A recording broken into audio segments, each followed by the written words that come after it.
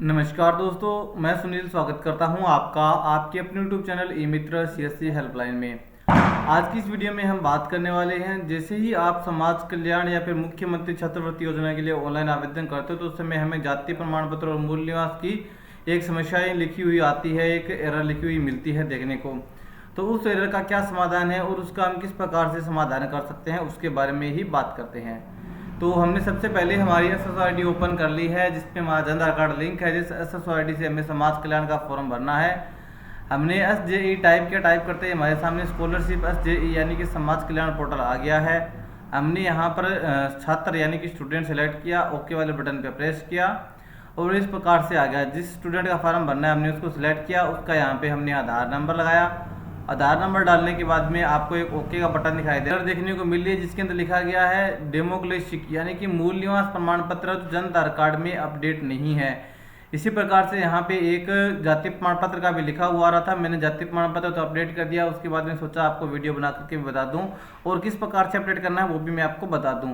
तो मेरे को यहाँ पे मूल निवास प्रमाण पत्र की समस्याएं मिल रही है। मैंने इस पर ओके किया, इसको क्लोज किया। इसको आप दो प्रकार से सही कर सकते हो, एक तो ई मित्र के थ्रू सही कर सकते हो और एक आप SSO सिटीजन से भी इसको सही कर सकते हो। तो चलिए ई मित्र से किस प्रकार से करना है वो आप सभी को पता है। जन आधार कार्ड वाला पोर्टल ओपन करना है, इस प्रकार से पोर्टल के अंदर आ जाना है और same to same citizen portal open करके हमें सिटीजन पोर्टल में भी आ जाना है। यहाँ पे हमें एक ऑप्शन मिल जाता है सिटीजन एडिटिंग का, तो आपको इस ऑप्शन पे ओके करना है। जैसे आप इस पे ओके करोगे, यहाँ पे अगर आप ई मित्र से ओपन करोगे तो यहाँ पे आपको जन आधार कार्ड नंबर डाल करके आगे सर्च वाले ऑप्शन पे ओके करना होगा। और अगर आप सिटीजन सोसाइटी से करोगे तो यहाँ पे जन आधार कार्ड आपको ऑटोमेटिक फिल मिलेगा, आपको सर्च वाले ऑप्शन पे ओके करना है, एग्री पे ओके करना है। और जिनकी उम्र 18 साल से ज़्यादा है, जिनके नाम से KYC की जा सकती है, ई साइन किया जा सकता है, ऑथेंटिकेशन किया जा सकता है, उनका नाम हमें यहाँ पे दिखाई दे रहा है, तो हम उनको यहाँ से सिलेक्ट करेंगे। अगर पास में है तो आप उनकी बायोमेट्रिक लगवा सकते हो आधार वाली। अगर पास में नहीं है तो उनके आधार कार्ड के अंदर जो नंबर लगा हुआ है उस नंबर पे एक OTP आएगी, वो OTP ला करके भी इसको वेरीफाई कर सकते हो। तो एक कैंडिडेट मेरे पास में है, मैंने यहाँ पे उसकी बायोमेट्रिक लगाई और इसको यहाँ पे वेरीफाई कर दिया है।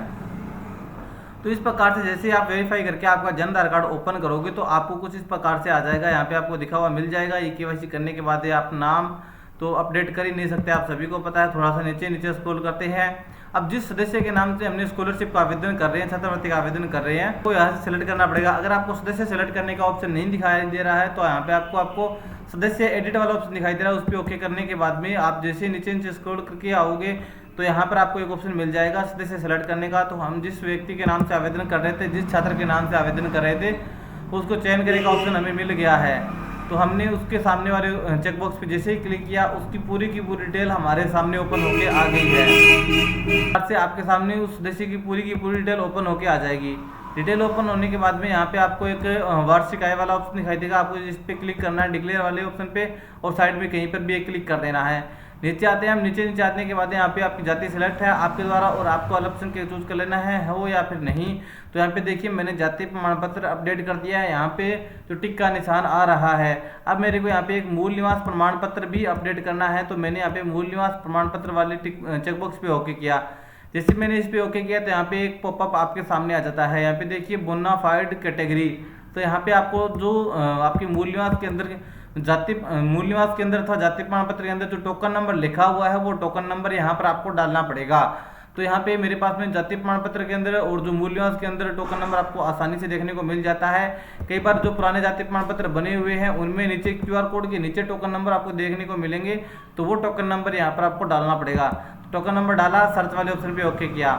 जैसे आप सर्च वाले ऑप्शन पे ओके करते हो तो यहाँ पे देखिए नाम और सर्टिफिकेट, उसकी इशू की दिनांक जो भी है वो यहाँ पे इशू किसने किया है वो भी यहाँ पे आपको दिखाई दे देता है। उसके बाद आपको ऐड वाले ऑप्शन पे ओके करना है। जैसे आप ऐड वाले ऑप्शन पे ओके करोगे, यहाँ पे देखिए डाटा से सक्सेसफुली सेव्ड लिखा हुआ आ गया, आपको ओके कर देना है। और नीचे आपको अपडेट वाला ऑप्शन दिखाई दे रहा है, इस अपडेट वाले ऑप्शन पे ओके करके वेरिफिकेशन के लिए भेजे वाले ऑप्शन पे आपको ओके कर देना है। और वेरिफिकेशन वाले भेजे पे ऑप्शन पे ओके करते ही आपका जो Jan Aadhaar card automatic real time में अपडेट हो जाता है। आपकी जो समस्या है वो रियल टाइम में ही अपडेट हो जाती है, आपको कहीं पे वेरिफिकेशन करवाने की भी जरूरत नहीं पड़ेगी। चलिए मैं अभी आपको वो भी दिखा देता हूँ कि किस प्रकार से हमारी समस्या का समाधान हुआ है और हम आगे आवेदन किस प्रकार से कर सकते हैं। तो मैंने यहाँ पे बैक टू प्रोसेस कर दिया, बैक टू प्रोसेस करके स्कॉलरशिप वाले ऑप्शन के अंदर मैं आया हूँ। तो देखिए हम यहाँ से समाज कल्याण वाला पोर्टल ओपन करते हैं। मैंने यहाँ पे वापस सर्च किया SJE, सर्च करने के बाद में वापस स्कॉलरशिप वाला ऑप्शन मेरे सामने आ गया है। मैंने इस पर क्लिक किया। जैसे ही क्लिक किया यहाँ पे मैंने वापस स्टूडेंट सेलेक्ट किया, ओके वाले बटन पे प्रेस किया और यहाँ पे मैं जिस स्टूडेंट के नाम से फॉर्म भरा उसको सिलेक्ट किया, उसका यहाँ पे मैंने आधार नंबर डाला।